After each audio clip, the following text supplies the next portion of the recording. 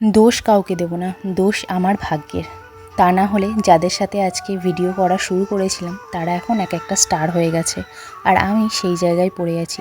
জানি না নিয়তি আমার সাথে কি খেলা। নমস্কার বন্ধুরা, আমি সোমা, আর আমার ছোট্ট ব্লগে তোমাদেরকে জানাই অনেক অনেক স্বাগত। সেই 2020-তে যখন লকডাউন হলো, করোনা ভাইরাস এলো, তখন থেকেই শুরু করেছি আমার এই সোশ্যাল মিডিয়ার জার্নি।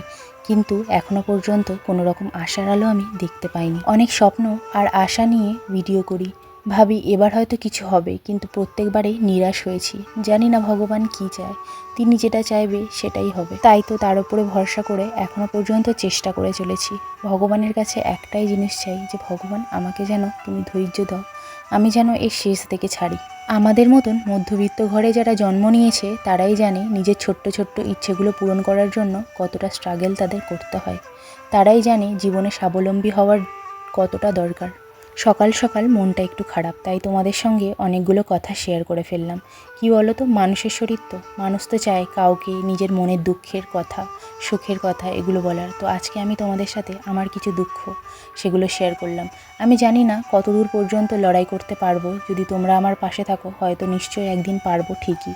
তো এখানে দেখো, মেয়েকে স্কুল থেকে দিয়ে এসে আমি এখানে একটুখানি মাংস নিয়ে এসেছিলাম, আর সেটাকেই ম্যারিনেট করে রাখছি। যেহেতু সকালবেলা রান্না আমার হয়ে গেছে, এই রান্নাটা করব আমি রাত্রেবেলা, তাই ভালো করে দেখো মাংসটাকে আমি পেঁয়াজ, টমেটো আর যে মশলাগুলো লাগে, লঙ্কা, হলুদ, নুন আর একটু চিনি আর একটু দিয়েছি ভিনিগার আর সর্ষের তেল দিয়ে ভালো করে দেখো ম্যারিনেট করে নিচ্ছি, আর লবণও দিয়েছি। দিয়ে এটাকে ঢাকা দিয়ে কিন্তু আমি ফ্রিজে রেখে দেবো।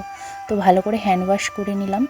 তো এবার একটুখানি খিদে লাগছে, কারণ সকালবেলা শুধু চা আর দুটো মুড়ি খেয়েছি, তো সেটুখানি খেয়ে খুব খিদে পেয়ে গেছিলো। তো এখানে ফ্রিজে দেখছি অনেক দিন ধরে শনপাপড়িটা পড়ে আছে, তো এটাকেই খেয়ে নিলাম। আর তারপরে একটু জল খেয়ে নিলাম, কারণ সকাল সকাল কি বলো তো, তাড়াহুড়োর জন্য কোনো টিফিন বানাতে পারি না, যা থাকে তাই দিয়েই খেয়ে নিই। গেলাম একটু বাগানের দিকে, গিয়ে দেখি রজনীগন্ধা ফুল হয়েছে, সেটাই তুলে নিয়ে আসলাম। আজকের ব্লগটা এই পর্যন্তই। আশা করছি তোমাদের ব্লগগুলো ভালো লাগছে, আর ভালো লাগলে প্লিজ আমাকে একটু সাপোর্ট করো, চ্যানেলটাকে সাবস্ক্রাইব করে দিও। টাটা।